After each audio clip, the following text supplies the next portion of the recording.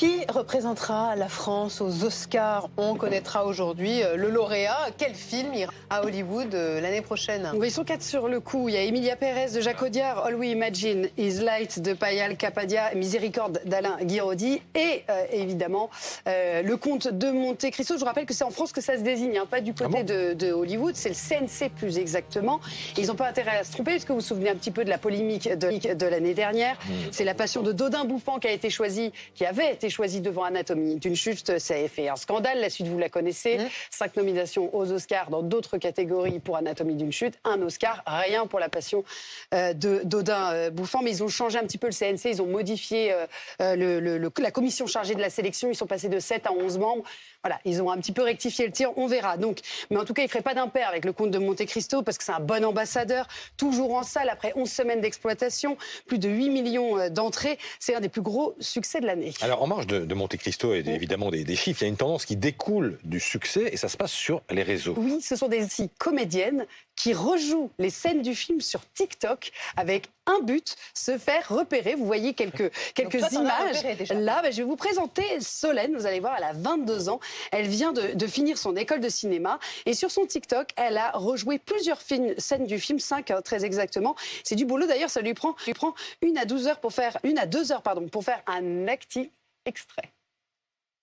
Ah, à ta santé. Je suis vraiment heureux pour toi, mon ami. Et bien moi aussi, je suis vraiment heureux pour moi, mon ami. À la vôtre. Tu vas avoir un nouvel uniforme. Et une nouvelle paye, surtout.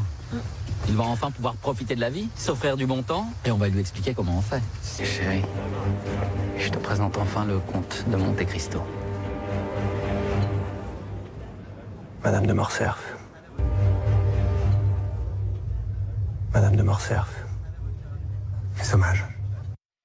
Ouais, elle se met dans la peau d'Anaïs Desmoust qui joue dans le film et donc en fait elle rejoue les scènes surtout par le regard. Non-verbal, oui. C'est pratiquement non-verbal, tout est dans le regard, on est dans le gros plan. En fait son contenu c'est un peu sa bande démo.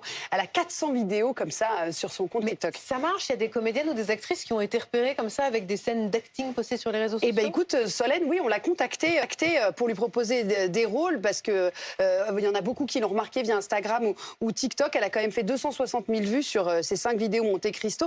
En fait, c'est un nouvel outil que n'utilisent pas encore beaucoup les directeurs de casting. Mais on a rencontré Marjorie. Là, vous voyez Marjorie, elle a 23 ans. Elle a suivi les cours Florent pendant 1 an et demi. Elle passe le concours d'école supérieure d'art dramatique en octobre. Et elle aussi, elle fait de l'acting sur TikTok. Elle le voit comme un nouveau moyen de se faire repérer. Écoutez là au micro de Jean-Marie Marchand. C'est un bon exercice parce que ça permet de s'entraîner pour les gens qui n'ont pas forcément l'argent de faire de grandes écoles, d'aller faire des masterclass qui coûtent quand même assez cher. Je pense que c'est un très bon exercice parce que ça permet de s'entraîner, de continuer finalement, de se regarder. Moi, je trouve que ça permet de voir un peu comment on joue, de voir un peu comment on peut rendre. Et ensuite, quand on arrive dans des festivals, qu'on rencontre des personnes, on a des choses à montrer quand on n'a pas forcément pareil les moyens de faire une bande démo, de montrer quelque chose. Et ça permet au moins de montrer comment on joue à des professionnels. Donc oui, je pense que c'est un très très bon outil. Voilà, mais c'est Elle a de la tchatch en tout cas. Elle a de la tchatch, Marjorie, ouais. C'est pas gagné. On la garde dans la boîte à archives, on la ressort dans quelques Exactement, années. pareil que Solène. Bon, en tout cas, aussi, tiens, je voulais finir par ces images qui sont très jolies. Il y en a qui ont décidé de nager pour le défi Monte Cristo. C'était la première fois, le défi Monte Cristo du Château d'If jusqu'à la plage de la Ciotat. 4 km sans palme. La mer était à 15 degrés. C'était il y a 2 jours. C'est la première édition de la Ciotat. Oh, c'est drôle. Merci Lorraine. Dans 1 minute, 8 heures.